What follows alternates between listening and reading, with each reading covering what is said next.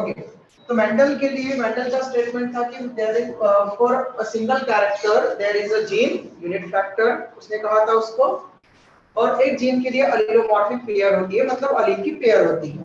Okay, for example capital T homozygous tall के लिए, heterozygous toll के लिए कैपिटल टी स्मॉल टी, और रेसेसिव के लिए small T.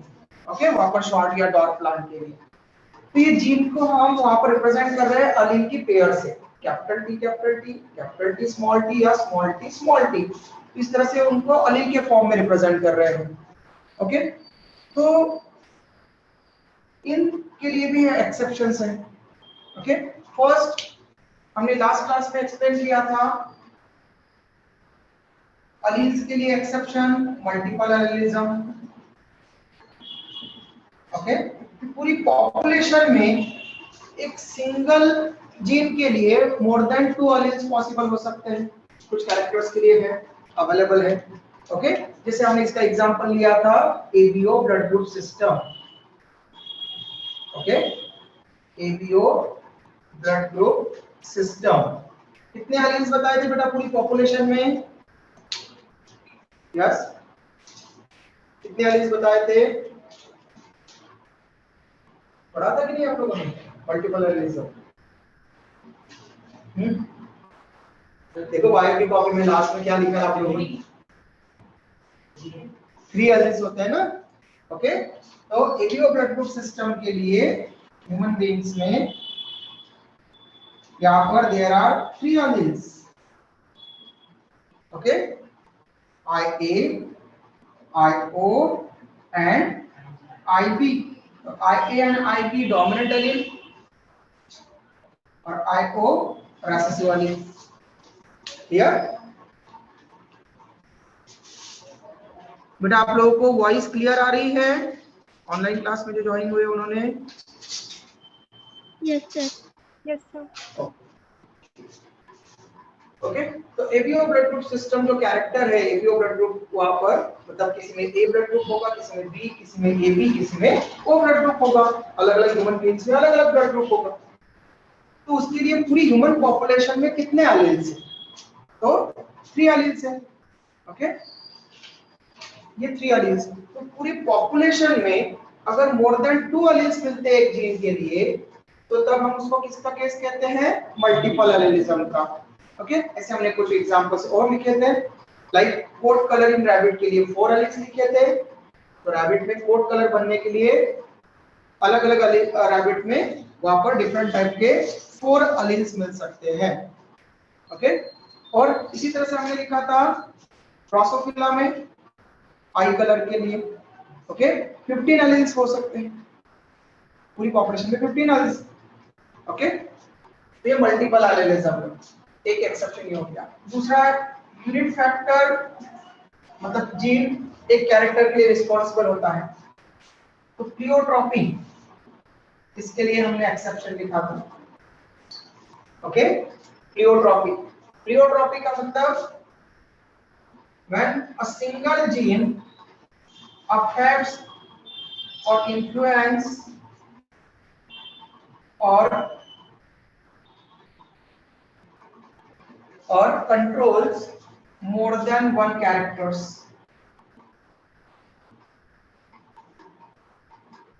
Okay, more than one characters, एक से ज्यादा कैरेक्टर्स के लिए अगर कोई जीन रिस्पांसिबल है या वो एक से ज्यादा कैरेक्टर्स को कंट्रोल कर सकता है, तब उस जीन को हम बोलते हैं प्लियोट्रॉपिक जीन, एंड उस फिनोमेनन को बोलते हैं case of pleiotropy. Okay, pleiotropy कहेंगे। इसका एग्जांपल हमने लिया था PAH एंजाइम बनाने वाला जीन, अगर वो रेसेसिव आ जाए किसी में तो क्या होता है? फिनाइल एलेनिन, ये amino acid PAH enzyme, PAH phenyl alanine hydroxylase, इसका फुल फॉर्म है फिनाइल एलेनिन हाइड्रोक्सिलेज एंजाइम। ये बनाने वाला जीन अगर एक्टिव है, डोमिनेंट है, ओके, तो PAH एंजाइम मतलब phenyl alanine hydroxylase enzyme form होगा, बनेगा। और अगर फिनाइल एलेनिन हाइड्रोक्सिलेज एंजाइम बनेगा तो वो अपने सबस्ट्रेट फिनाइलैलेनिन को बाइंड करके उसको प्रोडक्ट टायरोसिन में कन्वर्ट करवाएगा, tyrosine amino acid. Okay, clear? Tyrosine में बनाएगा। टायरोसिन आगे फर्दर टायरोसिनेजेस 1, 2 एंड 3 एंजाइम की हेल्प से मेलानिन सिंथेसाइज कर सकता है। ओके, मेलानिन जो हमारी स्किन को कलर प्रोवाइड करता है। ओके, मेलानिन मेलानिन स्किन को कलर प्रोवाइड करने से क्या क्या फायदा होगा? मेलानिन का बेनिफिट क्या है हमारे लिए? बेनिफिट है कि यूवी रेस से नुकसान? प्रोटेक्ट करेगा, काले हो जाते हैं मेलानिन हुआ तो। हाँ, बेनिफिट हुआ कि नुकसान? नुकसान हुआ? हाँ, रंग तो दो ही होते हैं ना, ठीक है। तो फिर लेकिन मेलानिन का फायदा ये है कि आप लोग पढ़ते होंगे शायद ब्लैक बॉडी फिनोमेना, है ना? कोई भी ब्लैक बॉडी क्या कर लेती है? एनर्जी को, हीट को अब्सॉर्ब कर लेती है। तो मेलानिन जो हमारी बॉडी में इपिथेलियल सेल्स, स्पेशल टाइप की इपिथेलियल सेल्स होती है जिनको हम बोलते हैं मेलानोसाइट्स, उन मेलानोसाइट्स के अंदर बनता है। ओके, मेलानिन बनाने वाली सेल्स है, देयरफॉर हम उनको मेलानोसाइट्स बोल देते हैं। साइट्स मतलब सेल जिनमें मेलानिन बनेगा, तो मेलानोसाइट्स। क्लियर? तो मेलानोसाइट्स मतलब मेलानिन फॉर्मेशन करने वाली सेल्स। ओके, अब ये हमारे अंडरनीथ होती है एपिडर्मिस की। Okay, clear? तो जब हाई इंटेंसिटी की रेडिएशंस या हार्मफुल यूवी रेडिएशन जब हमारी स्किन को पेनिट्रेट करने की कोशिश करती है और सेल्स का डीएनए चेंज करवा करके स्किन कैंसर कॉज करवाने की कोशिश करेगी, तो उसके लिए मेलानिन रोक लेते हैं उसको। मेलानिन हार्मफुल रेडिएशन को अब्सॉर्ब कर लेते हैं और डीएनए तक नहीं पहुंचने देते। Okay, clear? तो इसके लिए फायदेमंद भी है। ओके, तो मेलानिन कुछ अमाउंट में बनना भी चाहिए बॉडी में, ठीक है? तो टायरोसिन हेल्प करता है मेलानिन बनाने में। ओके, एक आप टायरोसिन, फिर हमको टायरोसिन मिलता कहाँ से? आप लोगों ने एक एड देखा हो शायद, टाटा टी है या ब्रुकबॉन्ड है, कोई कोई ऐसी एक है जो अपने एड में दिखाते हैं कि इससे इम्यूनिटी मिलती है, चाय पीने से इम्यूनिटी आती है ना? और बारिश वारिश के टाइम पर दिखाते हैं तो उसका एड वगैरह ऐसा, मतलब बारिश हो रही है तो उसमें बताते हैं तो इम्यूनिटी आती है। तो इम्यूनिटी आती है मतलब क्या? तो ये जो टी, टी का बायोलॉजिकल नेम है थियासिनेंसिस। ओके, थियासिनेंसिस टी में, टी लीव्स में टायरोसिन अमीनो एसिड अबंडेंस में मिलता है। ओके, और टायरोसिन अकेला मेलानिन नहीं बनाता। टायरोसिन का काम है ऐसे प्रोटीन्स बनाना जो इम्यूनिटी में भी हेल्प करते हैं, इम्यूनोग्लोबुलिन्स। ओके, तो इम्यूनोग्लोबुलिन्स भी बनाते हैं टायरोसिन। ओके, और इम्यूनोग्लोबुलिन्स क्या होते हैं? क्या होते हैं इम्यूनोग्लोबुलिन्स? इम्यूनिटी बढ़ाते हैं, लेकिन है क्या? क्या बोलेंगे उनको? इम्यूनोग्लोबुलिन्स को कॉमनली क्या बोलते हैं? Yes, antibodies. ओके, तो इम्यूनोग्लोबुलिन्स को क्या बोलते हैं? Antibodies. Okay, IgA, IgD, IgM, IgE, IgG, ये 5 टाइप्स की इम्यूनोग्लोबुलिन्स रहते हैं। ओके, तो टायरोसिन इम्यूनोग्लोबुलिन्स बनाने में हेल्प करता है, मतलब वो एंटीबॉडी फॉर्म करने में। और एंटीबॉडी क्या काम आती है? पैथोजन से लड़ने के, इंट्रूडर इन्वेडर से लड़ने के काम आती है, मतलब वो हमारी बॉडी को डिफेंस के लिए है। ओके, तो डिफेंस मैकेनिज्म शो करती है, मतलब इम्यूनिटी। क्लियर हुआ? ठीक है, तो टायरोसिन इस तरह से इम्यूनिटी में भी हेल्प करता है। ओके, इसलिए वो आपको बताते हैं। लेकिन अगर ज्यादा चाय पिएंगे तो टायरोसिन ज्यादा होगा तो इधर भी आएगा। ओके, ऐसे में तो एक्चुअल में मेलानिन का सिंथेसिस डिपेंड करता है कि कितना हम लाइट इंटेंसिटी के कांटेक्ट में आते हैं। ओके, उससे रिलेटेड भी वहां पर होता है, और जीन कैसे आए हमारे पास। ओके, पॉलीजीन का केस पढ़ेंगे हम तब मेलानिज्म के लिए। तो जीन और एनवायरनमेंट दोनों का इफेक्ट पड़ता है। क्लियर है सबको? ओके। तो अगर पीएच एंजाइम नहीं बना, क्योंकि प्लियोट्रॉपी का केस हम पढ़ रहे हैं और इसमें हमने फिनाइल कीटोन्यूरिया एग्जांपल लिया था, इसमें ये एंजाइम नहीं बनता, पीएच एंजाइम सिंथेसिस नहीं होगा। ओके, फॉर्मेशन नहीं होगा। कब नहीं होगा? जब इसके लिए जीन कैसा होगा? Autosomal recessive. कैसा होगा बेटा दीदी?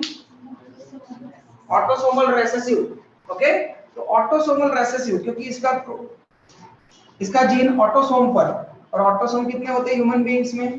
कितने डिफरेंट टाइप के ऑटोसोम्स होते हैं ह्यूमन बीइंग में बताओ?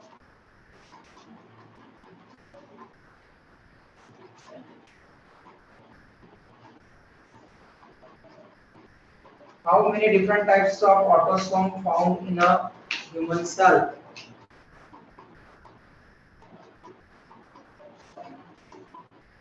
बोलो।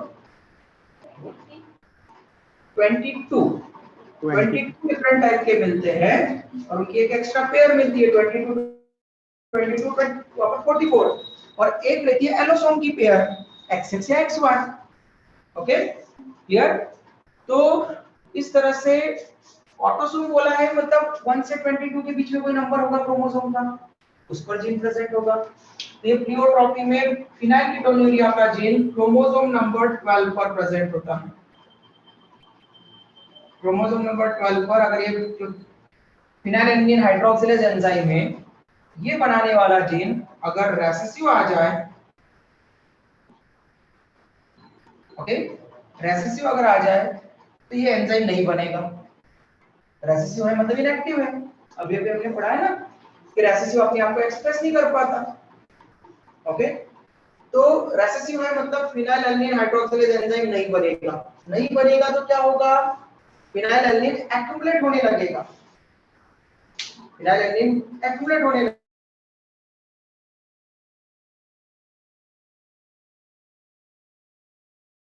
लगेगा। अब एक्युमुलेट हो रहा है फिनाइल, तो पूरी बॉडी में घूमेगा। ओके, अब बॉडी में जाएगा तो मेनली दो ऑर्गन्स को अफेक्ट करता है। जब ये ब्रेन के पास में जाता है तो ब्रेन में न्यूरॉन का डिजनरेशन कॉज करवाता है। ओके, मतलब वो चाइल्ड मेंटली रिटार्डेड बनेगा। इससे क्या हो जाएगा? Mental retardation. मैंने बोला वो चाइल्ड बनेगा। चाइल्ड बनेगा क्यों बनेगा? क्योंकि कॉन्जेनिटल डिसीज है। हमने बोला जीन रेसेसिव आया है। ओके, जीन रेसेसिव आया है। अगर आपने फिनाइलएलनिन हाइड्रोक्सिलेज के जीन को पी लेटर से रिप्रेजेंट किया तो स्मॉल पी आया है मतलब, okay, homozygous recessive small P आया है। तो स्मॉल पी आया, इसका मतलब ये है कि उसके जाइगोट में एक क्रोमोसोम जिसके ऊपर 12th वाला क्रोमोसोम फादर से आया होगा, जिसको स्मॉल पी मतलब इनएक्टिव जीन था इसके लिए, और एक उसकी मदर से आया होगा जिसके ऊपर क्रोमोसोम नंबर 12 जो आया मदर से गैमेट में, उसके ऊपर भी इनएक्टिव जीन था। इसलिए होमोजाइगस रेसेसिव हो गया वो, स्मॉल पी फादर से भी स्मॉल पी मदर से भी, तो वहां पर होमोजाइगस हो गया जाइगोट में। अब जाइगोट में जैसे आया वैसे ही मल्टीप्लिकेट होगा, हर सेल में जाएगा। ओके, हर सेल में जाएगा, तो हर सेल के अंदर ऐसा हो गया स्मॉल पी, इसलिए वो ये एंजाइम बना ही नहीं पा रहा रेसेसिव आया तो। क्लियर? तो इस कंडीशन में अब ये रेसेसिव जीन अब यहाँ पर बचपन से जाइगोट से उसके पास में, तो जैसे से जाइगोट से एम्ब्रियो बनेगा, एम्ब्रियो से आगे वो डेवलप होगा फीटस में, फीटस डिलीवर होगा, तो उसी टाइम से उसके पास में सारे कैरेक्टर दिखने लग जाएंगे, क्योंकि उसके पास में तो न्यूट्रिशन में तो फिनाइलएलनिन आ रहा है ना।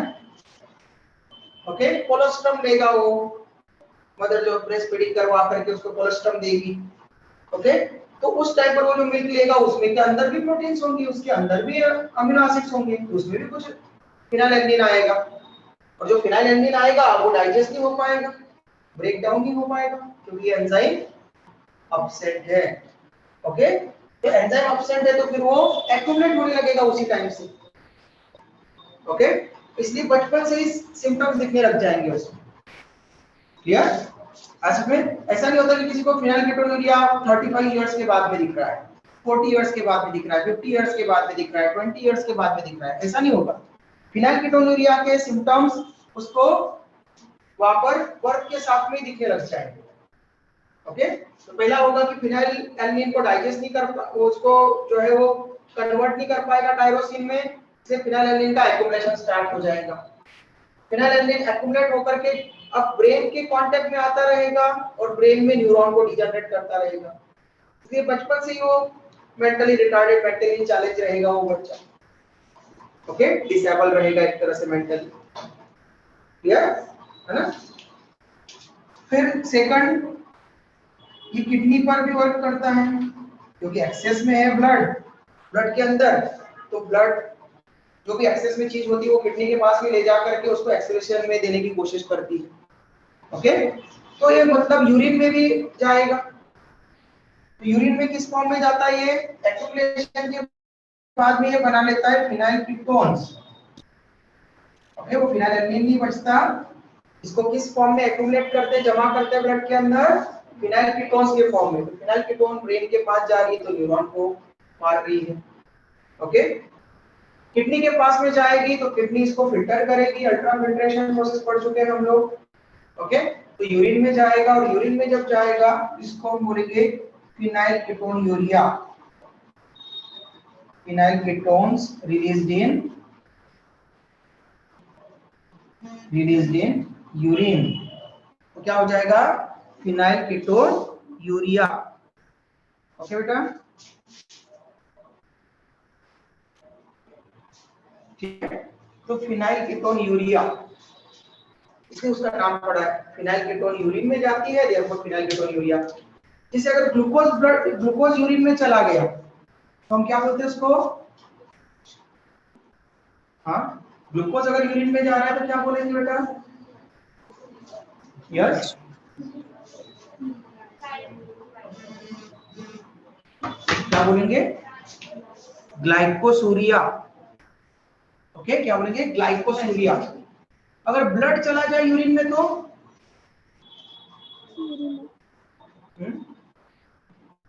ब्लड के लिए क्या टर्म यूज करते हैं हम? हीम। तो hamate urea, hamate. Okay, hamate urea. Okay, protein चला जाए तो यूरिन में तो protein urea. Okay, mainly albumin protein ज्यादा जाता है इसलिए एल्बुमिन यूरिया। ओके, वैसे अगर फिनाइल कीटोन चली जाए यूरिन में तो फिनाइल कीटोन यूरिया। ठीक है, आया समझ में? तो सेम उसी तरह से हम टर्म दे रहे हैं। तो फिनाइल कीटोन यूरिया इसलिए इसको कहा जाता है क्योंकि किसी को फिनाइल कीटोन्यूरिया डिसीज है या नहीं है, मतलब पीक्यू डिसऑर्डर है या नहीं है, ये जीन इनएक्टिव आया है या नहीं एक्टिव आया है, ये उसका यूरिन सैंपल से पता लगा लिया जाता है। ओके, फिर थर्ड एक सिम्टम और दिख सकता है, दो तो कंट्रोल कर ही रहा है वो। ओके, एक थर्ड और दिख सकता है। हमने कहा कि फिनाइलएलनिन टायरोसिन अमीनो एसिड बनाता है। फिनाइलएलनिन से टायरोसिन बनता है हमारी बॉडी में। तो टायरोसिन इसेंशियल अमीनो एसिड हो गया या नॉन इसेंशियल बेटा?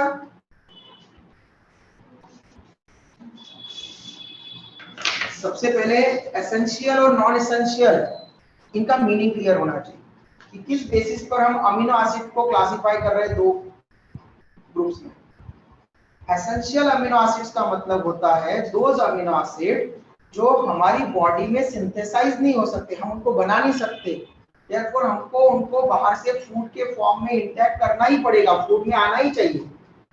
ओके, तो those amino acid which are required in food.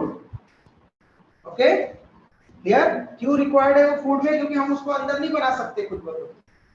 Okay, तो देयरफॉर ऐसे अमीनो एसिड जो हमें फूड में रिक्वायर्ड होते हैं, फूड में आना ही चाहिए, हम हमारी बॉडी में सिंथेसाइज नहीं कर सकते, ऐसे अमीनो एसिड्स को हम एसेंशियल अमीनो एसिड्स बोलते हैं।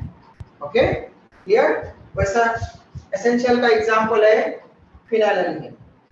फिनाइलएलनिन को हम सिंथेसाइज नहीं कर सकते, तो फिनाइलएलनिन को हमको बाहर से खाना ही पड़ेगा। Okay clear. लेकिन टायरोसिन, ये देखा आपने कि जिसमें फिनाइलएलनिन हाइड्रोक्सिलेज एंजाइम बनेगा, उसमें जिसने फिनाइलएलनिन खाया है उसको किसमें बदल देगा, टायरोसिन में। तो टायरोसिन हम हमारी बॉडी में बना सकते हैं फिनाइलएलनिन अगर आया तो, ओके। ओनली जिसमें फिनाइलकेटोन्यूरिया है वो नहीं बदल सकता, ओके क्लियर। तो फिनाइलएलनिन से टायरोसिन हम बना सकते हैं। टायरोसिन हमारी फूड में अगर नहीं भी आया, लेकिन उसका अगर रॉ मटेरियल सबस्ट्रेट आ गया फिनाइलएलनिन, तो हम हमारी बॉडी में टायरोसिन बना सकते हैं, ओके क्लियर। देयरफॉर टायरोसिन क्या हो गया, नॉन एसेंशियल, फूड में नहीं भी आया, ओके, तो हम फिनाइलएलनिन से बना सकते हैं बॉडी में, क्लियर। तो टायरोसिन तब बनता है जब फिनाइलएलनिन अगर हमारी बॉडी में अगर आया तो, या फिर अगर हमने डायरेक्टली टायरोसिन खाया बाहर से तो, ओके। जिसको फिनाइलएलनिन हाइड्रोक्सिलेज नहीं बनेगा उसमें टायरोसिन भी कम अमाउंट में बनेगा, और टायरोसिन कम बनेगा तो मेलानिन भी कम बनेगा, ओके। और कोई अगर ऐसा बेबी है कि जिसको टायरोसिन डायरेक्ट मिल ही नहीं रहा है, ओके, टायरोसिन मिल ही नहीं रहा है, उसका पूरा टायरोसिन बनने डिपेंड था फिनाइलएलनिन पर, और आपको उसके पास में पीक्यू डिसऑर्डर है, मतलब ये भी नहीं बन रहा है, तो उसमें टायरोसिन नहीं बनेगा, और टायरोसिन नहीं बना तो मेलानिन नहीं बनेगा, और मेलानिन नहीं बना तो ऐसे बेबी को हम बोलते हैं एल्बिनो, उसमें एल्बिनिज्म हो जाएगा। एल्बिनो मतलब प्योर व्हाइट, ओके, इतना व्हाइट कि उसके हेयर भी वहां पर पिगमेंट नहीं होगा हेयर में भी, ओके क्लियर। तो ऐसे बेबी जो पूरे वहां पर उसमें कोई भी पिगमेंटेशन नहीं होगा उनको हम बोलते हैं एल्बिनो, ओके क्लियर, एल्बिनो। लेकिन एल्बिनो चाइल्ड अगर होगा तो आप डायरेक्टली ये नहीं बोलोगे कि उसमें फिनाइलकेटोन्यूरिया है, क्लियर। उसमें अगर ये एंजाइम एब्सेंट है टायरोसिनेज, टायरोसिन को मेलानिन में कन्वर्ट करने वाले, तो भी वो एल्बिनो बन सकता है, ओके क्लियर। तो जिसको फिनाइलकेटोन्यूरिया है उसके अल्बिनो बनने के चांसेस है, 100% नहीं होगा, जरूरी नहीं कि जिसको फिनाइलकेटोन्यूरिया वो अल्बिनो बनेगा। तो अगर टायरोसिन बाहर से ले रहा है तो ये एंजाइम प्रेजेंट है उसमें, टायरोसिनेजेस 1 2 3, ओके। तो ये ध्यान रखना बेटा कि अल्बिनो उसका एक सेकेंडरी कैरेक्टर हो सकता है, प्रेजेंट भी हो सकता है या नहीं भी हो सकता। देयरफॉर फिनाइलएलनिन हाइड्रोक्सिलेज बनाने वाला जीन 3 कैरेक्टर को कंट्रोल कर रहा है, ओके। तो एक जीन मोर देन 1 कैरेक्टर को कंट्रोल कर रहा है, देयरफॉर वो ये से प्लियोट्रोपिक, ठीक है, और इस जीन को बोलेंगे प्लियोट्रोपिक जीन। और मेंडल ने कहा था कि एक जीन एक ही कैरेक्टर को एक्सप्रेस करता है, इसलिए मेंडल का एक्सेप्शन हो गया ये, क्लियर है यहाँ पर। अब हम नेक्स्ट पढ़ेंगे कि सिंगल कैरेक्टर के लिए मोर देन 1 जीन पॉसिबल होते हैं। इतना क्लियर है, नोट कर लो जल्दी से, जो ऑनलाइन है वो स्क्रीनशॉट ले लो बेटा। नेक्स्ट हम पढ़ेंगे पॉलीजेनी।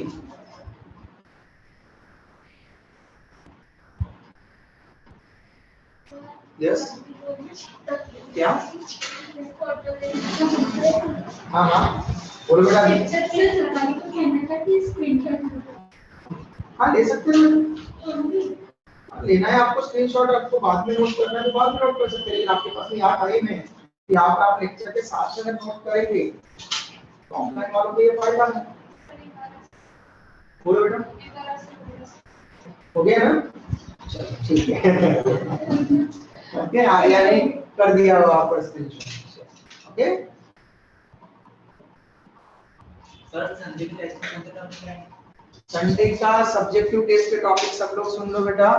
स्टेट बोर्ड के लिए reproduction in lower and higher animals, okay clear. State board वाले सभी स्टूडेंट्स के लिए reproduction in lower and higher animals, सभी बैचेस के लिए, इंदौरा, रामदास स्टेट, मानकापुर सभी के लिए, okay state board. CBSE board के लिए, सीबीएसई बोर्ड के कौन कौन स्टूडेंट है, बस 1 ओनली, ओके, तो सीबीएसई बोर्ड के लिए मानकापुर और रामदासपेट ब्रांच में से भी और इंदौरा से भी कुछ अगर होंगे तो सीबीएसई बोर्ड के लिए टॉपिक है principles of inheritance and variation up to polygeny. Okay, जो आज हम पढ़ने वाले पॉलीजिनी वहां तक का पोर्शन जो शुरुआत से स्टार्ट किया है और पॉलीजिनी तक का।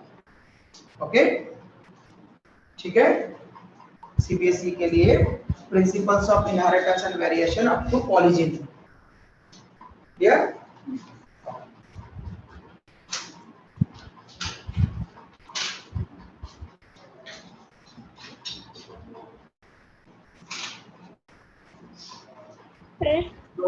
जो ऑनलाइन है उन्होंने स्क्रीनशॉट ले लिया बेटा? Yes sir. हाँ, कोई डाउट पूछ रहा था कोई स्टूडेंट? बोलो बेटा। टॉपिक फिर से बताओ ना। स्टेट बोर्ड का या सीबीएसई का बेटा? Sir state board. State board का सेकंड चैप्टर जो है ना आपकी स्टेट बोर्ड की बुक में, reproduction in lower and higher animals. Okay, ये आ जाएगा जिसमें हमने बडिंग, हाइड्रा में बडिंग पढ़ी है, कैमियल फॉर्मेशन पढ़ा है हमने स्पॉन्जेस में, तो ऐसे asexual reproduction method lower animals में, और फिर उसके बाद में ह्यूमन रिप्रोडक्शन और जो रिप्रोडक्टिव हेल्थ हमने पढ़ा वहां पर। Okay, contraceptive methods, in vitro fertilization, such type का वर्क कंट्रोल वगैरह। ठीक है, वहां तक का पोर्शन। ठीक है, तो जब आपका बोर्ड का टेस्ट होता है बोर्ड के लिए, ओके, सब्जेक्टिव, तो उसमें आप बोर्ड के टॉपिक के अकॉर्डिंग पूछेंगे आपको, उसमें बोर्ड के बुक में जितना सिलेबस है उसके बेसिस पे। जब नीट के लिए होता है तो एनसीईआरटी के अकॉर्डिंग वहां पर कितना सिलेबस है उसमें।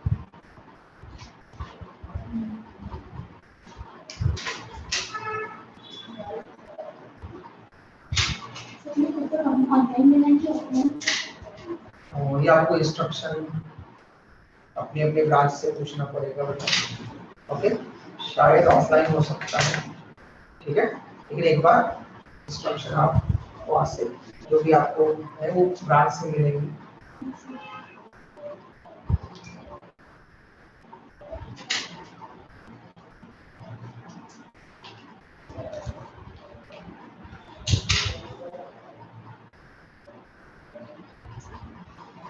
डन बेटा?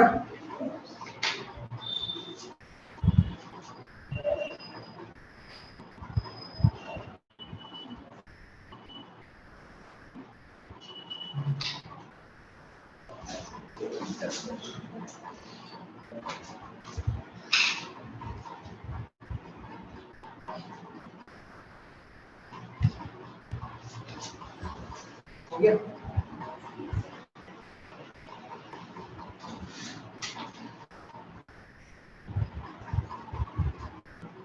आप लोग की नोट करने की स्पीड कम हो गई है ना, बाद में स्क्रीनशॉट लेकर के आराम से लिखते हैं, इसलिए ध्यान रखो। बहुत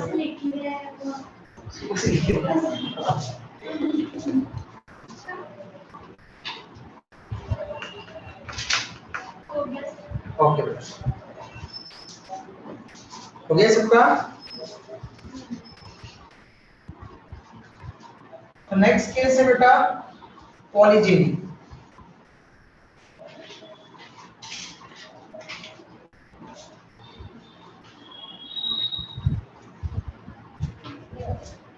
Poly it means many. Okay. So when a single character is controlled by many genes, तो many genes required होते हैं अगर एक single character के expression के लिए, तो तब उसको हम बोलते हैं case of polygyny. Phenomenon in which many genes, it means more than one genes, many genes,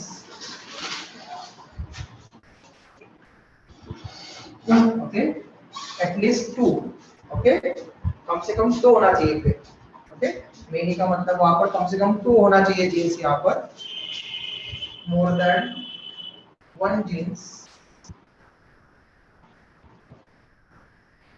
involved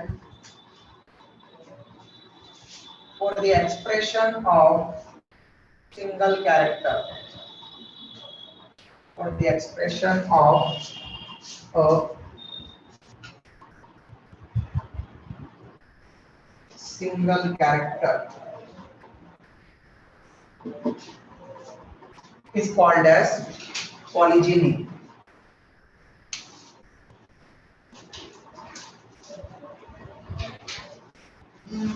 Mendel के अकॉर्डिंग एक कैरेक्टर के लिए एक ही यूनिट फैक्टर लगता था, एक ही जीन लगता था, लेकिन हमें कुछ ऐसे कैरेक्टर्स मिलते हैं ऑर्गेनिजम्स। यस बेटा, सर कोई वेटिंग में है। हाँ बेटा, एंटर करवा दिए। तो फ्यू हमको कुछ कैरेक्टर्स ऐसे मिलते हैं डिफरेंट ऑर्गेनिजम्स में, जिनमें एक कैरेक्टर के लिए एक से ज्यादा जीन्स वहां पर रिक्वायर्ड होते हैं, तो वो एक्सप्रेशन वहां पर रिप्रेजेंट होगा। ओके, तो ऐसे कैरेक्टर्स कौन कौन से हैं? सबसे पहले कोई ह्यूमन बीइंग में कोई कैरेक्टर है क्या, वो देख लेते हैं। तो ह्यूमन बीइंग्स में मेनी कैरेक्टर्स है पॉलीजिनी के लिए।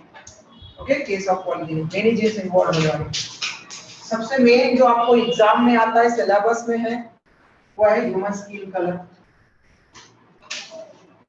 ह्यूमन स्किन कलर मतलब मेलानिन फॉर्मेशन का जीन। ह्यूमन स्किन कलर,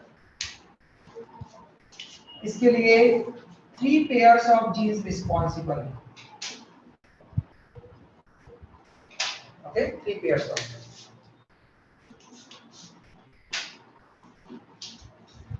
फिर नेक्स्ट जो सेकंड आपको सिलेबस में है, वो है सीड कलर और kernel colour of wheat.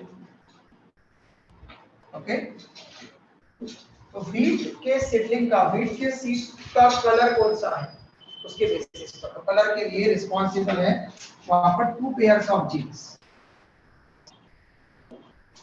Okay, लेकिन ह्यूमन बीइंग्स में इसके अलावा भी कुछ और एग्जांपल्स हैं।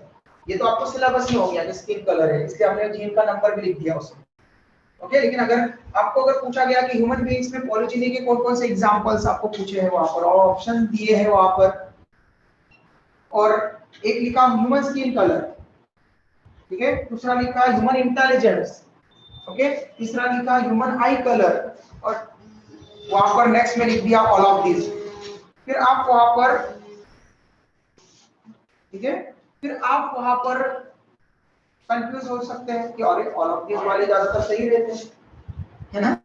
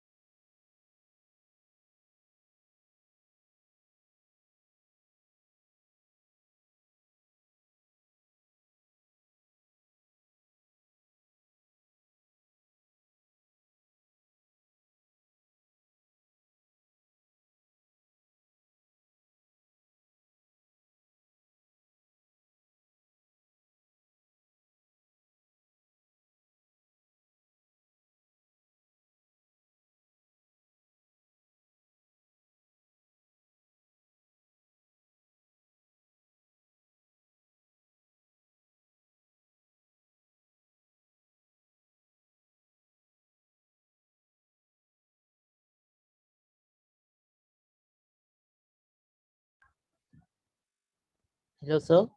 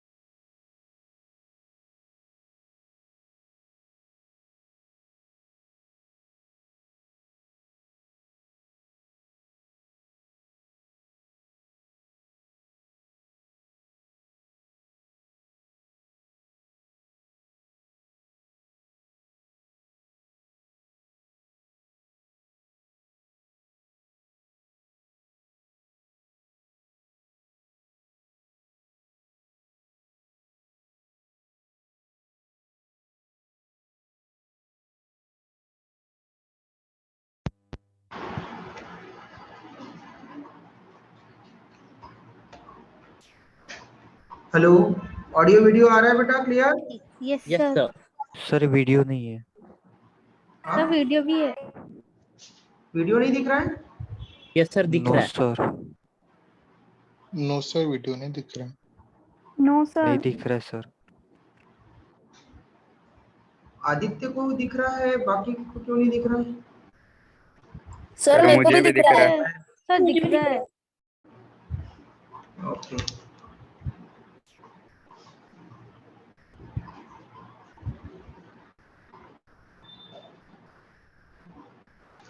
ओके, सर अभी दिख ओके, ठीक है बेटा। ओके, तो पोटैटो टोमेटो के वेट के ऊपर हम क्वेश्चन जो है इसको केस ऑफ पॉलीजीनी को पढ़ने के बाद में करेंगे, ठीक है? तो सिंपली हमने क्या किया बेटा, पॉलीजीनी का केस मतलब जब सिंगल कैरेक्टर के लिए मेनी जीन रिस्पॉन्सिबल होगी। ओके, तो अभी हमने यहाँ पर जो ह्यूमन स्किन कलर लिखा है उसके लिए 3 पेयर्स ऑफ जीन्स लिखी है। ओके, नोट भी करते चला करो आप लोग। ओके, स्क्रीनशॉट ले लो बेटा, यहाँ पर जो स्टूडेंट है स्क्रीनशॉट ले लो एक बार।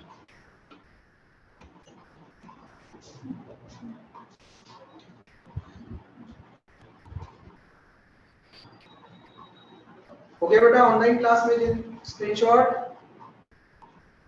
Yes.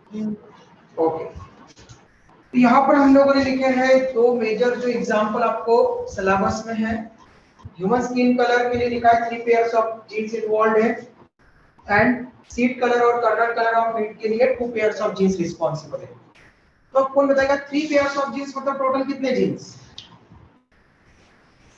हाँ, यहीं पर गड़बड़ होती है। ओके, है ना? जैसे बोला 3 पेयर्स, तो आपने क्या कंसीडर कर लिया 3 पेयर्स मतलब 6, लेकिन हम जीन्स की बात कर रहे हैं यहाँ पर। ओके, एक साथ में है, टुगेदरली प्रेजेंट है, देयरफॉर हम उनको पेयर बोल रहे हैं। तो एक्चुअल में ओनली 3 जीन्स हैं, ओके, लेकिन वो कलेक्टिवली प्रेजेंट है, इसलिए हम उसको बोल रहे हैं 3 पेयर्स। तो पॉलीजिनी में हमेशा जितना भी जीन्स प्रेजेंट होते हैं डिफरेंट टाइप के, उनको वहां पर कलेक्टिवली रहते हैं, एक ही कैरेक्टर के लिए रहते हैं, देयरफॉर हम वहां पर ये टर्म यूज करते हैं 3 पेयर्स 3 जीन्स के लिए, 2 पेयर्स 2 जीन्स के लिए, ओके। तो आपको पॉलीजिनी के केस में जब भी बोला जाए कि फॉर एग्जांपल बोल दिया 5 pairs of genes responsible for that XYZ character, okay, तो 5 पेयर्स ऑफ जीन्स मतलब आपको 10 जीन्स नहीं बनाना है, आपको 5 जीन्स, वो कलेक्टिवली प्रेजेंट है, therefore 5 pairs of genes, okay. ये ध्यान रखना, 3 पेयर्स ऑफ जीन्स मतलब टोटल कितने जीन्स है ह्यूमन स्किन कलर के लिए? 3 genes responsible, okay. Wheat colour के लिए कितने genes? 2 genes, 2 pairs of genes लिखे मतलब 2 जीन्स, ओके। चलो तो हम एक्सप्लेन करते हैं, सबसे पहले कम नंबर वाला 2 जीन्स वाला केस, सीड करना कलर, इसलिए हमने लिखे हैं 2 pairs of genes, it means 2 genes responsible. अब उनको हम नेमिंग कर देते हैं अलील को रिप्रेजेंट करने के लिए, उन जीन्स को हम बोल देते हैं A and B genes, okay. यहाँ पर हम सीड कलर इन व्हीट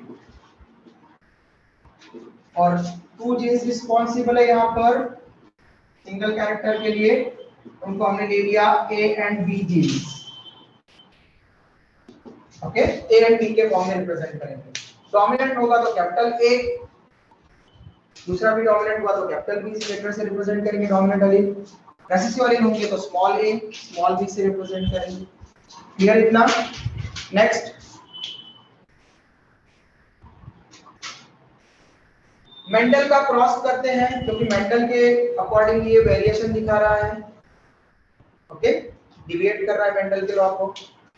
तो मेंडल का क्रॉस हम हमेशा होमोजाइगस क्रॉस करवाते हैं, मेंडल प्योर लाइन या फिर होमोजाइगस, ये बोला तो आप हमेशा वहां पर होमोजाइगस डोमिनेंट का क्रॉस होमोजाइगस रेसेसिव के साथ में करेंगे, तो ए और बी जीन से, तो डोमिनेंट है ना, होमोजाइगस डोमिनेंट ए और होमोजाइगस डोमिनेंट बी, ओके, इसका क्रॉस करेंगे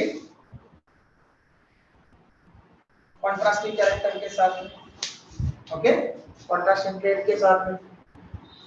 तो दूसरा भी होमोजाइगस चाहिए, तो अगर ये होमोजाइगस डोमिनेंट लिए हैं, ये होमोजाइगस रेसेसिव, ओके। तो डोमिनेंट होमोजाइगस डोमिनेंट का क्रॉस होमोजाइगस रेसेसिव के साथ में मेंडल ने अपने प्रोसेस में हमेशा किया है। अब जीनोटाइप तो रिप्रेजेंट कर दिया हमने, ओके, इसे फिनोटाइप निकालो फिर। तो सीड कलर, तो व्हीट में कौन कौन से सीड कलर होते हैं, ओके। तो जब होमोजाइगस डोमिनेंट होगा तो हम उसको बोलते हैं extreme red, extreme red colour की बनेगी सीड, ओके। एक्सट्रीम रेड मतलब पूरा पिगमेंट बन रहा है, रेडिश कलर का पिगमेंट बन रहा है वहां पर, ओके, 100% बन रहा है, देयरफॉर वो एक्सट्रीम रेड बना, डार्क रेड बना। वाइल इसमें पिगमेंट बनेगा नहीं, रेसेसिव है, पिगमेंट नहीं बनेगा, और जिसमें पिगमेंट नहीं बनते अभी भी हमने उसको क्या नाम दिया था? एल्बिनो, ठीक है। तो ये सीड बनेगी white, that is albino, okay. Albino मतलब पिगमेंट नहीं रहेगा, क्लियर। प्योर व्हाइट कोई पिगमेंटेशन नहीं मतलब एल्बिनो, तो एल्बिनो सीड बनेगी। एक्सट्रीम रेड, इसके ऊपर एक इंफॉर्मेशन बता देता हूं मैं आप लोगों को कि जो व्हीट की ओरिजिनल वाइल्ड वैरायटी, वाइल्ड मतलब जो नेचुरल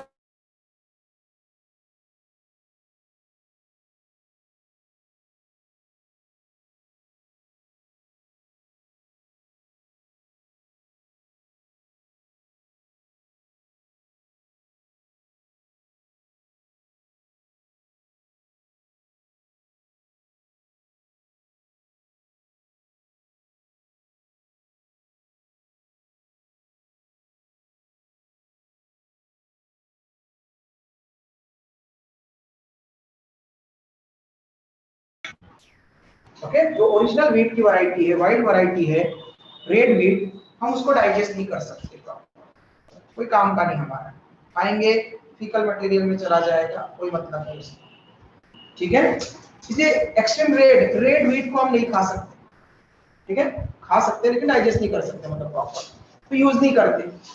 ओके, तो ये हमारे एंसेस्टर को पता चला कि हम इसको अगर खा भी ले तो हम कुछ नहीं फायदा मिल रहा है, इसलिए उन्होंने उसके कल्टीवार बनाए। कल्टीवार्स मतलब किसी ओरिजिनल वाइल्ड वैरायटी को ब्रीडिंग करवा करके, हाइब्रिडाइज करवा करके, उसको चेंज करवा करके, उसको वहां पर क्रॉप उगाना, उसकी खाने लायक कोई चीज होगी तभी हम क्रॉप लगाएंगे, हमारे कोई काम की नहीं तो क्यों क्रॉप लगाएंगे।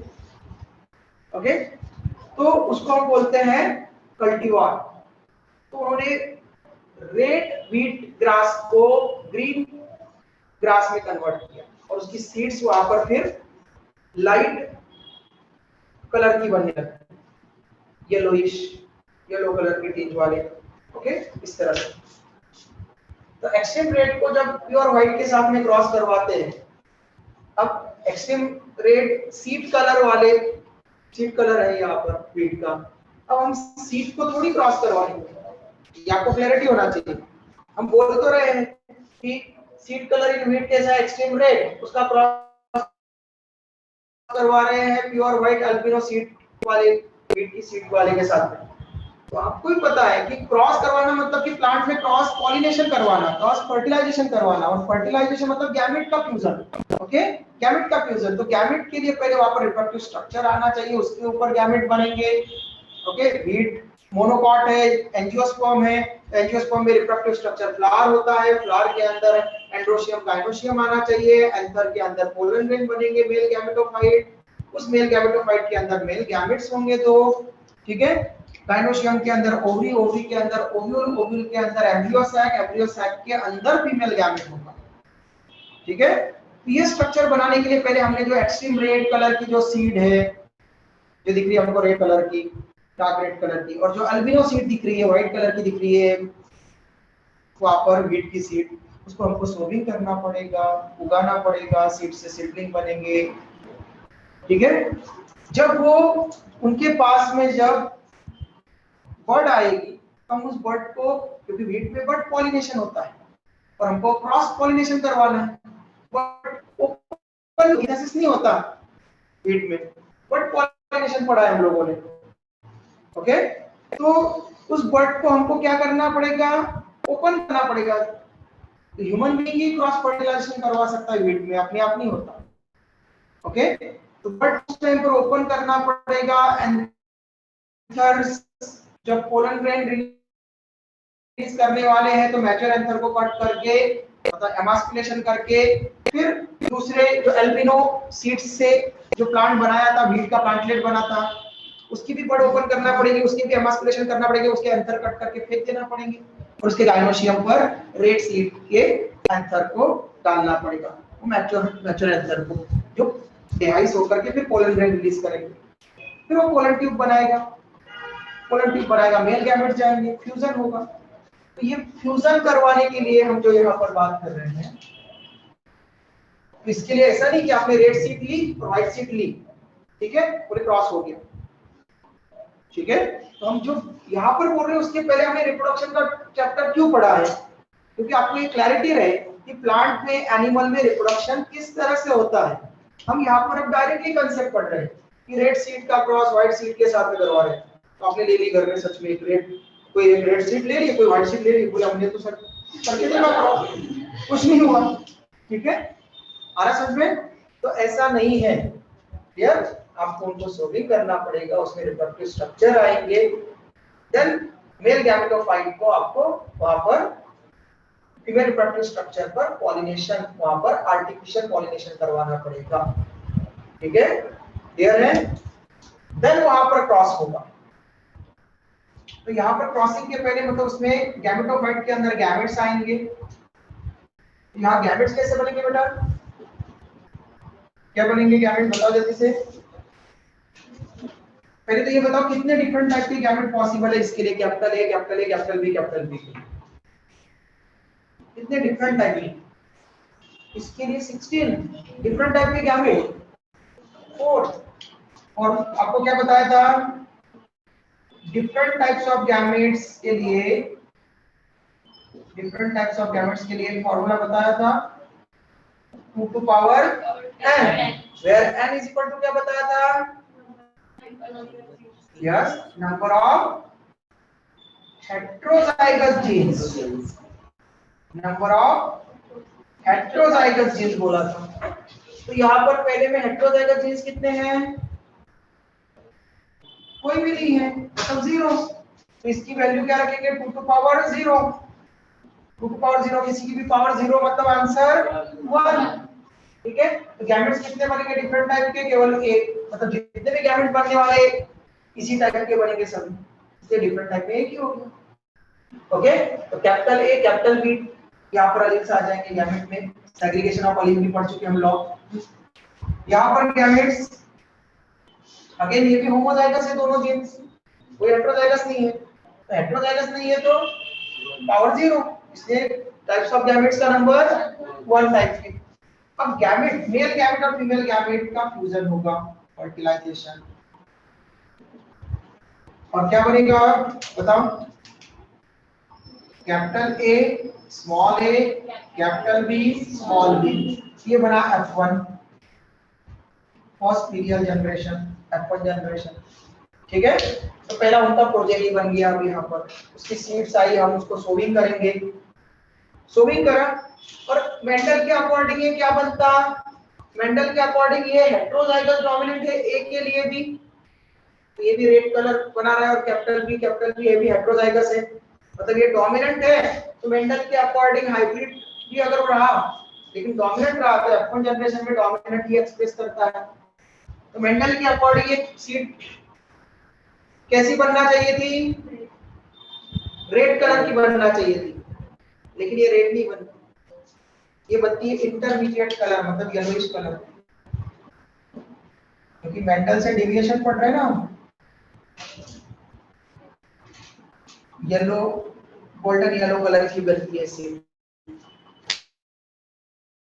ओके, तो ऐसा कैसे पॉसिबल हुआ, तो इसलिए पॉसिबल हुआ कि मोर देन वन जीन्स है, तो पहले ही एक सिंगल कैरेक्टर सीड कलर के लिए, सिंगल जीन नहीं है यहाँ पर, दो जीन्स है, और दो जीन्स में भी पॉलीजीनी में क्या होता है, पॉलीजीनी में number of dominant allele and number of recessive allele के बेसिस पर कैरेक्टर एक्सप्रेस करता है।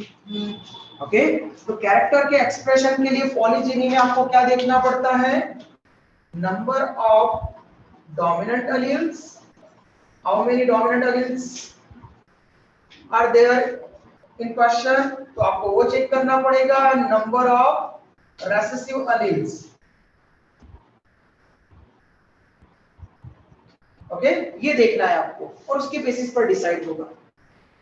अब जैसे व्हीट कर्नल कलर के लिए अगर ऑल 4 डोमिनेंट अगर रहेंगे alleles, ठीक है, alleles अगर ऑल 4 डोमिनेंट रहेंगे मतलब 0 रेसेसिव रहेंगे, total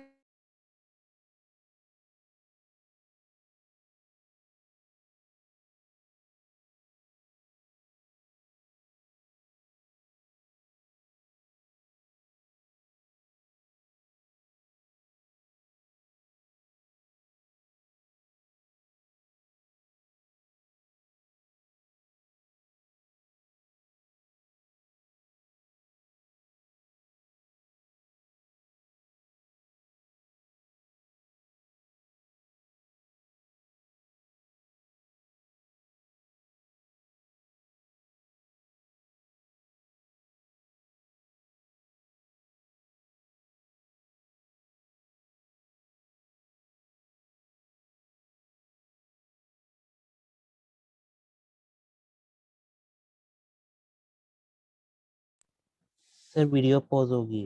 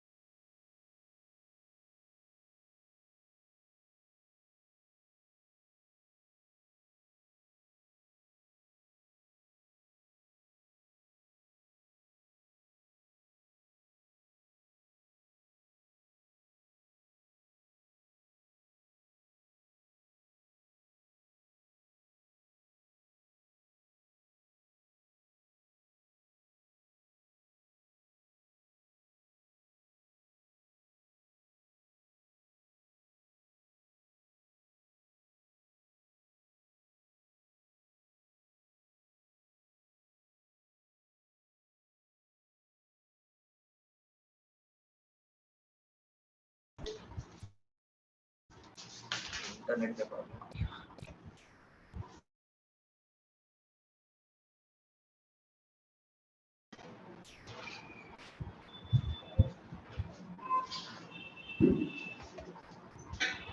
hello, audio video clear है बेटा? Yes sir.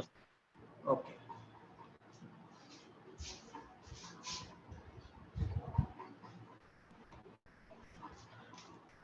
ओके। तो ये अलील्स के बेसिस पर हम फिनोटाइप देखते जाएंगे। Capital A, capital B, small B, इसमें कितने अलील्स डोमिनेंट और कितने अलील्स रिसेसिव है बेटा? 2 डोमिनेंट है, ओके, और 2 रिसेसिव है। तो 2 डोमिनेंट 2 रिसेसिव मतलब येलो, देयरफॉर हमने लिखा है यहाँ पे येलो कलर। समझ में आया? अब इसका सल्फिंग करवाते हैं, है ना। मेंडल जब भी क्रॉस करता था तो जो जनरेशन आती थी F1, उसका वो सल्फिंग करके F2 को, ओके, F2 का रिजल्ट देखता था। तो F1 का प्रोजेनी है डाइहाइब्रिड, सल्फिंग करेंगे capital A small a capital B small b, okay. Gametes कैसे बनेंगे बेटा? इसके पहले ये बताओ कितने बनेंगे डिफरेंट टाइप के gametes? How many types of gametes possible for capital A, capital B, small b? 4। कितने डिफरेंट टाइप के? अभी भी फॉर्मूला लिखा था ना हमने, 2 to power n, where n is equal to number of heterozygote genes। तो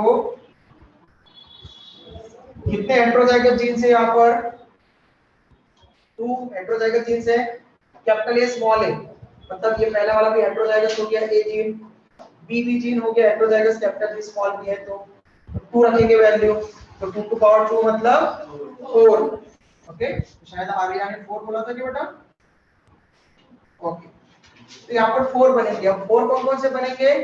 capital A capital B, capital A small b, small a capital B and small a small b, ये 4 type के बन गए, okay. इधर एक को mail consider कर लिया, एक को फीमेल कंसीडर कर लिया। इधर अगेन वही है, सेम जीनोटाइप है, दोनों हेटेरोजाइगस जीन्स है, तो 4 डिफरेंट टाइप के गैमेट्स बनेंगे। Capital A capital B, capital A small b, small a capital B and small a small b, okay. तो 4 मेल गैमेट्स है डिफरेंट टाइप के, 4 फीमेल गैमेट्स है। जाइगोट का नंबर कितना होगा? आपको पढ़ाया था ना, number of zygotes, number of seeds और नंबर ऑफ प्लांट्स। अगर ये पूछ रहा है और आपको पता है number of male gametes and number of female gametes, number of male gametes into number of female gametes, इससे निकल आएगा जाइगोट का नंबर। मेल गैमेट्स कितने डिफरेंट टाइप के हैं? 4। फीमेल गैमेट्स कितने डिफरेंट टाइप के हैं? 4 4 जा 16 जाइगोट्स बनेंगे। बनाओ चेकर बोर्ड, इसमें 16 जाइगोट्स बनाएंगे। फिर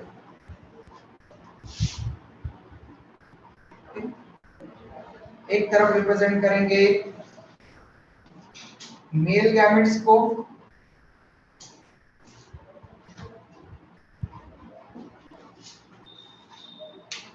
और दूसरी तरफ रिप्रेजेंट करेंगे फीमेल गैमेट्स को।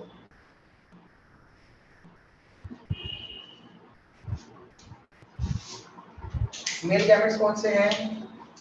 एक को कंसीडर करते हैं, किसी को भी, capital A B, capital A small B, small A capital B and small A small B.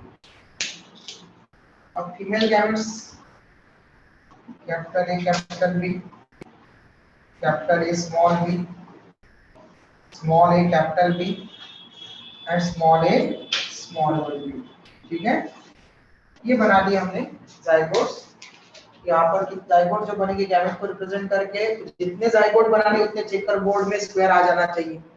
Count कर लो स्क्वायर बराबर है, 1 2 3 4 5 6 7 8 9 10 11 12 13 14 15 16, ठीक है। ये चलो, अगर ये फीमेल गैमेट इन चारों मेल गैमेट में से पॉसिबल दिखती है तो कैसे कैसे बनाएगा? ये फीमेल गैमेट अगर फर्स्ट वाला फीमेल गैमेट फर्स्ट वाले मेल गैमेट के साथ में क्रॉस करता तो इस तरह का फर्स्ट जाइगोट बनता। फर्स्ट मेल गैमेट से first female gamete second male gamete के साथ में क्रॉस करता है, देन ऐसा जाइगोट बनता। Okay, next and last one is okay. ये हो गया फर्स्ट फीमेल गैमेट की पॉसिबिलिटी क्या है अगर वो किसी एक के साथ में फ्यूज होता तो। Second female gamete first male gamete के साथ में क्रॉस करता तो पॉसिबिलिटी ऐसी बनी। नेक्स्ट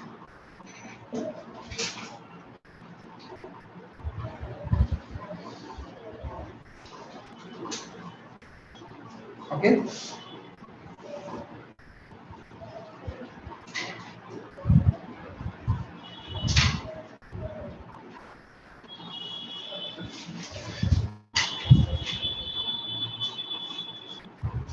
जो ऑनलाइन ज्वाइन कर रहे हैं सबको समझ में आ रहा है बेटा?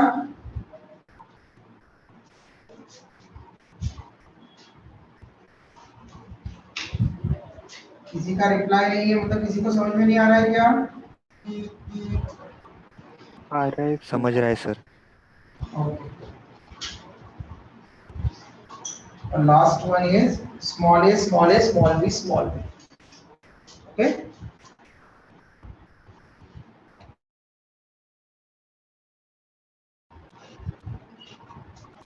तो इस तरह से 16 जाइगोट हमको मिल गए। अब 16 जाइगोट में डिफरेंट फिनोटाइप किस किस के पास में कितना है वो चेक करते हैं। तो हमने पहले ही कहा था कि आपको डोमिनेंट और रेसेसिव अलील्स का नंबर देखना है, उसकी बेसिस पर फिनोटाइप होते हैं पॉलीजेनिक। ओके, मतलब यहाँ पर alleles dominant allele and recessive allele का नंबर क्वांटिटी डिसाइड करती है फिनोटाइप को। इसलिए पॉलीजेनिक को हम क्वांटिटेटिव कैरेक्टर और इसके इनहेरिटेंस को क्वांटिटेटिव इनहेरिटेंस का केस बोलते हैं। तो आपको क्वेश्चन पूछते हैं कि क्वांटिटेटिव इनहेरिटेंस के एग्जांपल बताओ, तो क्वांटिटेटिव इनहेरिटेंस मतलब पॉलीजेनिक, तो पॉलीजेनिक के एग्जांपल आपको बताना। ओके, क्योंकि इसी में हमने क्वांटिटी की बात की, बाकी सब में हम क्वालिटी की बात कर रहे थे, कलर्स का, वहां पर शेप का। ठीक है, यहाँ पर हमने पहली बार क्वांटिटी की बात की है कि नंबर ऑफ अलील्स यहाँ पर डिसाइड कर रहे हैं। तो यहाँ पर देखो कितने अलील्स डोमिनेंट है, कितने अलील्स डोमिनेंट है फर्स्ट में? ऑल फोर डोमिनेंट है। ऑल फोर डोमिनेंट है मतलब ये क्या बनाएगा? रेट। तो हम पहले ये लिख लेते हैं उनके आगे कितने डोमिनेंट है कितने रेसेसिव है, चेक कर लें। यहाँ पर 3 डोमिनेंट लिख रहे हैं बेटा आप लोगों को, मतलब अपने आप 1 रेसेसिव हो गया, 4 में से 1 रेसेसिव। मैं ओनली डोमिनेंट का नंबर लिखता जाता हूँ, आपको पता चल जाएगा। यहाँ पर 3 डोमिनेंट, यहाँ पर 2 डोमिनेंट, यहाँ पर 3 1 2 3 डोमिनेंट, 2 डोमिनेंट,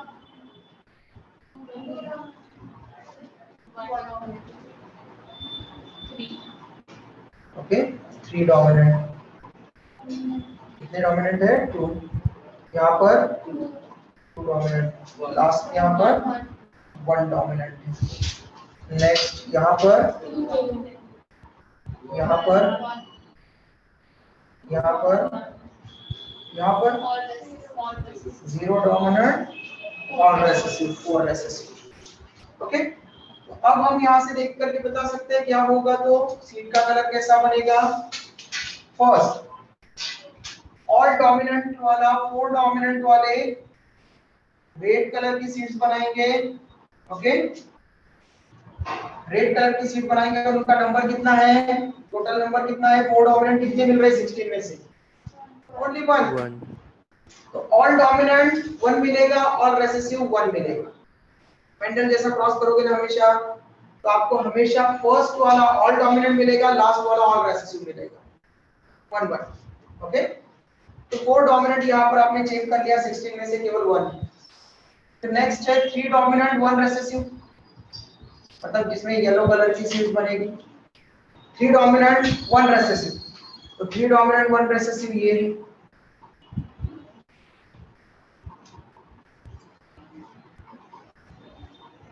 कितने हो गए? टोटल हो गए 4। ठीक है, अब नेक्स्ट 2 डोमिनेंट 2 रेसेसिव का कॉम्बिनेशन लेंगे आप। 2 डोमिनेंट 2 रेसेसिव का कॉम्बिनेशन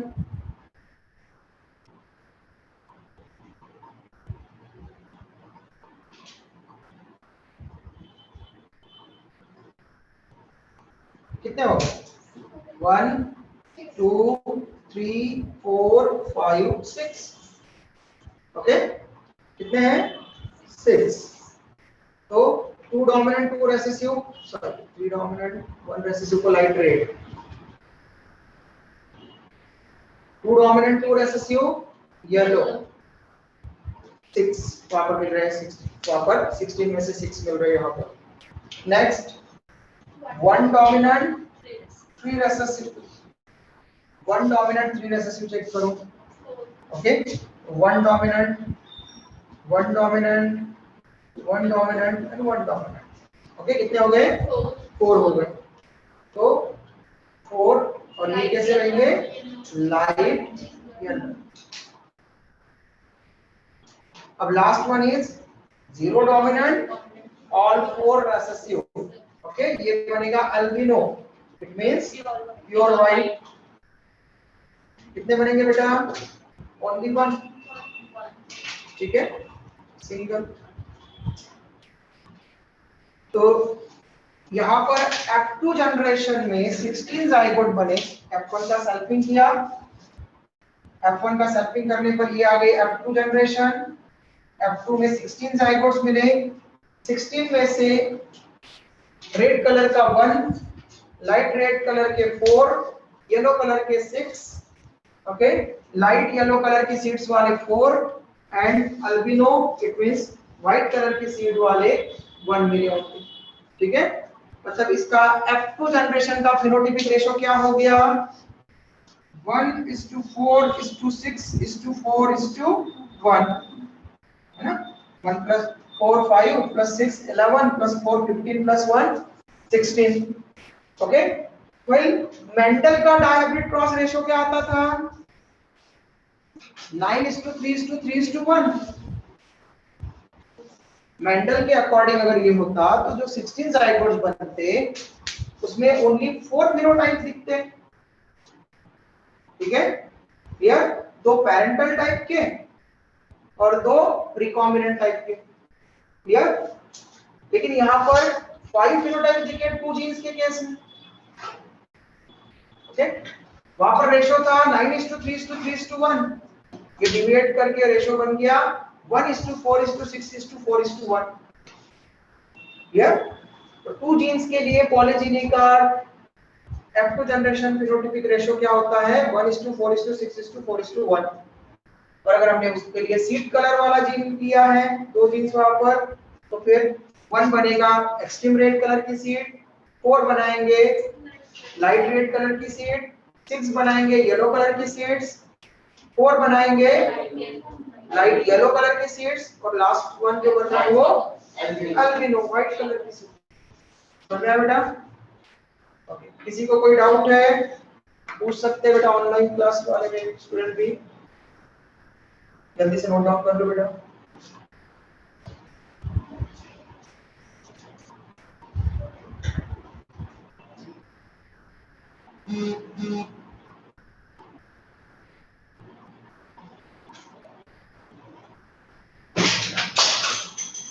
ओके, स्क्रीनशॉट हो गया बेटा?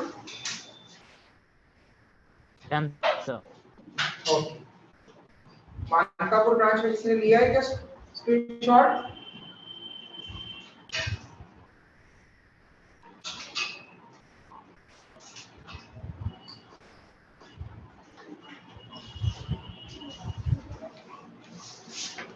मानकापुर ब्रांच से किसी ने लिया है क्या स्क्रीनशॉट बेटा? नहीं?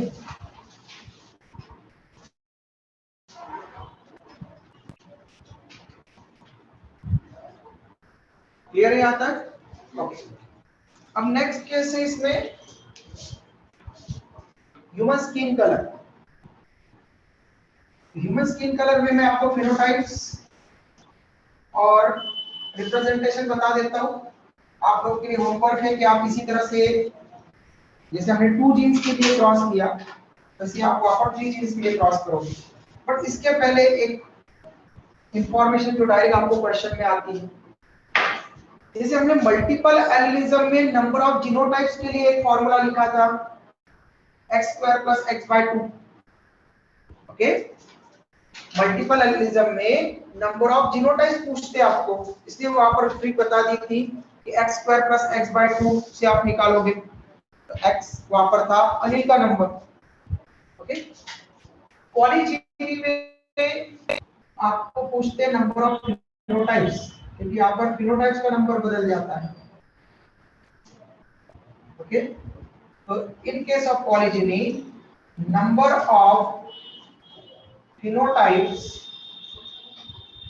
Is equal to 2x + 1। Okay, आपको नंबर ऑफ फिनोटाइप्स पूछा पॉलीजीनी के केस में, तो आपको बस क्या करना है 2x + 1, where x is equal to number of genes। Okay, तो number of pairs of genes और number of genes in polygeny. ठीक है, तो अब मुझे बताओ, हमने जो केस पढ़ा अभी व्हीट कलर सीड कलर का, उसमें कितने पेयर्स ऑफ जीन्स थे? 2 पेयर्स ऑफ जीन्स थे, मतलब टोटल कितने जीन्स थे? 2 जीन्स थे। तो नंबर रख करके देखो, अब कोई ऐसा मत करना सर 2 + 1 3 3 × 2 6, है ना, आप लोगों ने बोर्ड पास सब लोगों ने पढ़ा होगा, ब्रैकेट पहले सॉल्व करते हैं। ओके, 2 2 4 + 1 5। ओके, तो 5, तो यहाँ पर देखो कितने काउंट हो गए 1 2 3 4 5 फिनोटाइप्स। क्लियर? ऐसे ह्यूमन स्किन कलर पढ़ने वाले हैं हम। ओके, 2 पेयर्स ऑफ पॉलीजीन्स के लिए वहां पर 5 हो गया आंसर, फिनोटाइप का नंबर 5। ऐसे अगर 3 पेयर्स ऑफ पॉलीजीन्स अगर हो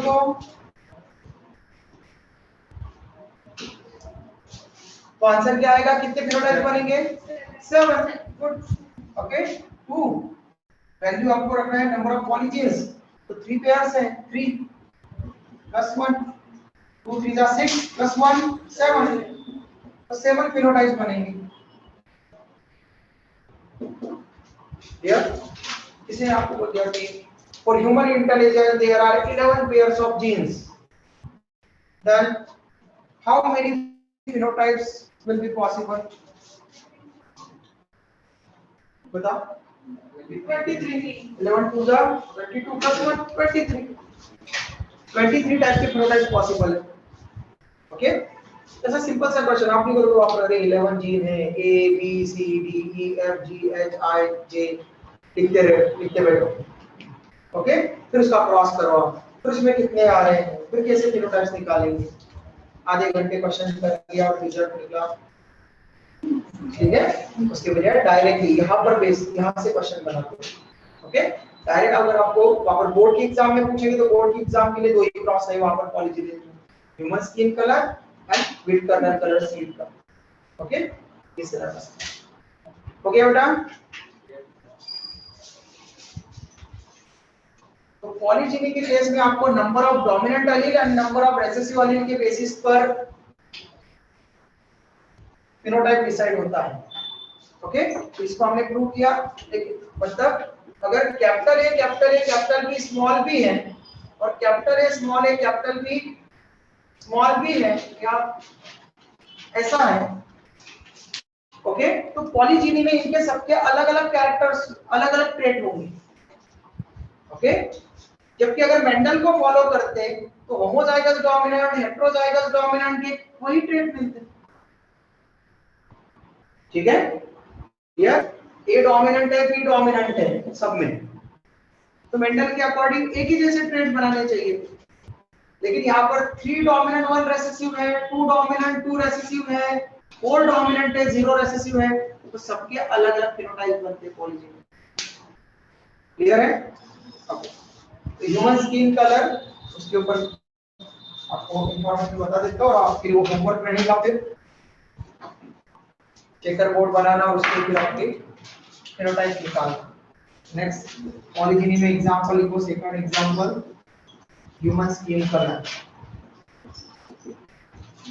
ह्यूमन स्किन कलर बनता है मेलानिन पिगमेंट के कारण, और मेलानिन पिगमेंट टायरोसिन से बनता है। टायरोसिन के ऊपर 3 एंजाइम वर्क करते हैं, टायरोसिनेजेस 1, 2 एंड 3, और वो बनाते हैं मेलानिन। इसलिए हमने ह्यूमन स्किन कलर में 3 पेयर्स ऑफ पॉलीजेन्स रिस्पांसिबल होते हैं ऐसा लिखा। उसको आपने नाम दे दिया, 3 जीन्स को ए बी सी से रिप्रेजेंट कर दिया। A B C genes representation के लिए, ओके, अल्फाबेट ले लिया हमने वहां से ए बी सी। तो 3 पेयर्स ऑफ जीन्स है, ऑल डोमिनेंट पॉलीजीन है। तो पहले हम ऑल डोमिनेंट का क्रॉस ऑल रेसिड्यू के साथ में करवाएंगे मेंडल के जैसा, ओके, होमोजाइगस क्रॉस, ठीक है। अब ऑल 6 अलील, 3 जीन है तो 6 अलील, एक जीन के 2 अलील्स, तो all 6 alleles are dominant, okay, all 6 dominant allele, तो सभी के सभी 6 डोमिनेंट अलील वहां पर कलर बनाएंगे, मेलानिन बनाएंगे। तो ह्यूमन बीइंग कैसा बनेगा?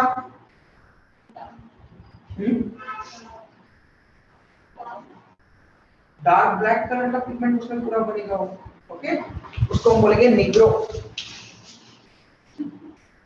निग्रो बिल्कुल कोयले जैसा था, ठीक है। जैसे वो क्या बोलते हैं, मतलब किसी को बोलना नहीं चाहिए कलर की बेसिस पर, एग्जांपल आपको समझाने के लिए बता रहा हूँ बस, ओके, लाइटली लेना आपको। तो जैसे आप देखते हैं कोई वेस्ट इंडीज का प्लेयर है ना, रात है, अंधेरे में दौड़ रहा है, तो आपको उसकी केवल दांत और आंखें दिखेगी, है ना। उससे भी ज्यादा उधर नाइजीरिया वगैरह, इधर अफ्रीकन कंट्रीज में और घाना वगैरह में चले जाओ तो और भी ज्यादा पिगमेंटेशन। तो वहाँ पर पिगमेंटेशन ज्यादा क्यों मिलता है उन लोगों में? क्योंकि इंटेंसिटी, लाइट इंटेंसिटी ज्यादा है, इसके लिए वहाँ पर मेलानिन ज्यादा बनता है। तो लाइट इंटेंसिटी पर भी अफेक्ट, उस पर भी अफेक्ट करता है, लेकिन साथ में वहाँ पर जीन एक्टिव आना चाहिए तभी मेलानिन बनेगी। और ज्यादा वो इंटेंसिटी के कांटेक्ट में आएंगे लाइट इंटेंसिटी के, तो ज्यादा पिगमेंट बनेगा, ओके। हम इसे बोलते हैं पिगमेंट तो होता है, इंटेंसिटी के कांटेक्ट में भी आते हैं, लेकिन हम क्या करते हैं, बहुत सारा क्रीम व्रीम लगा लेते हैं, है कि नहीं? तो थोड़ा सा, ओके। तो निग्रो मतलब प्योर ब्लैक, ओके। ये क्या होगा? प्योर व्हाइट मतलब okay, pure white albino. Pure black वाले का क्रॉस प्योर व्हाइट के साथ में करवाया, ओके। एक बिल्कुल खाना का एक जो है वो मेल या फीमेल है रशिया में, और वहां पर शादी करनी उसको, ठीक है, ये अपने वहां पर अपोजिट इसके साथ वहां पर शादी करनी, मतलब कॉन्ट्रास्टिंग ट्रेट वाले के साथ होती है। एक निग्रो की मैरिज अगर अल्बिनो के साथ, तो जो बेबीज बोर्न होते हैं उनको हम बोलते हैं मुलेटोस, मुलेटोस, ओके। मुलेटोस मतलब इंटरमीडिएट स्किन कलर वाले, साउल, ठीक है। मुलेटोस को आप सांवला भी बोल सकते हैं, कुछ बुक में ऐसा लिखा रहता है सांवला, हो सकता है आपको एग्जाम में सांवला लिख करके आ जाए, फिर आपको मुलेटोस मतलब intermediate skin colour. Total 7 colour बनने वाले हैं, ओके, टोटल 7 बनने वाले फिनोटाइप, 3 जीन्स है तो 7 बनेंगे ना, तो 7 फिनोटाइप बनने वाले हैं। तो 7 में से जो 3 और 3 नीचे के उसके बीच में जो बनेगा वो बनेगा इंटरमीडिएट स्किन कलर वाला, ओके। तो आप इसके गैमेट्स बनाएंगे, कितने टाइप के गैमेट बनाएंगे बेटा जल्दी बताओ? इसके एक ही टाइप का बनेगा ना, 2 to power n number of heterozygous genes. इसमें कोई हेटेरोजाइगस जीन दिख रहा है आप लोगों को? एबीसी में होमोजाइगस है, तो 2 to power 0 आ गया, मतलब वही टाइप का। तो capital A, capital B, capital C type के ही सभी गैमेट्स बनेंगे। अगर इसमें वन टाइप का बनेगा, स्मॉल एबीसी टाइप। अब मेल गैमेट फीमेल गैमेट से क्रॉस करेगा तो ये बन गया फर्टिलाइजेशन में यहाँ पर ट्राई हाइब्रिड, तीनों कैरेक्टर के हाइब्रिड है, हेटेरोजाइगस है तीनों के लिए। लेकिन हमें यहाँ पर होमोजाइगस और हेटेरोजाइगस जीन से कोई लेना देना नहीं। फिनोटाइप के लिए यहाँ पर किससे लेना देना है, कितने डोमिनेंट एलील कितने एलील डोमिनेंट है और कितने एलील रिसेसिव है। ओके, तो एलील पर है तो कितने एलील डोमिनेंट है, 3 डोमिनेंट एलील और रिसेसिव एलील 3 रिसेसिव एलील। तो कॉम्बिनेशन देखो टोटल कितने एलील है, टोटल कितना एलील है 3 जीन से, मतलब टोटल एलील 6 एलील, एलील एक जीन में 2 एलील, तो टोटल कितने हो गए 3 जीन के लिए 6।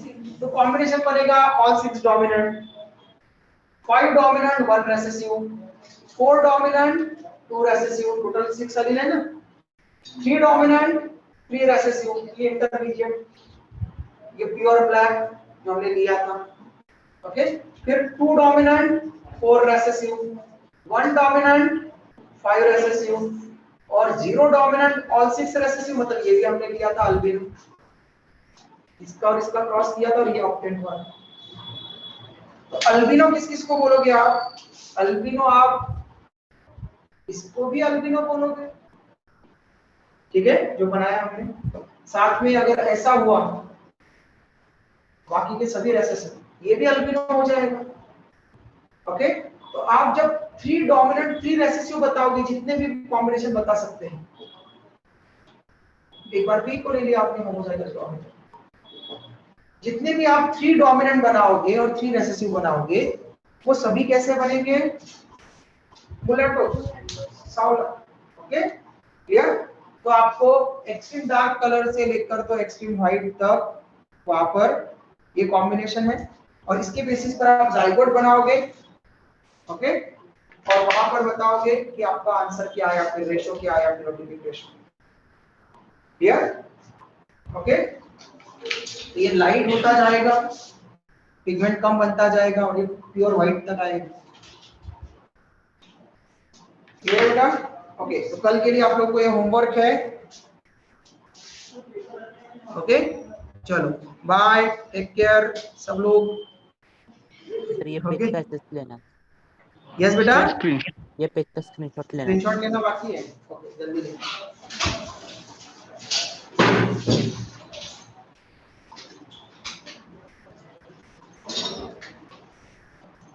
डन। ओके बेटा,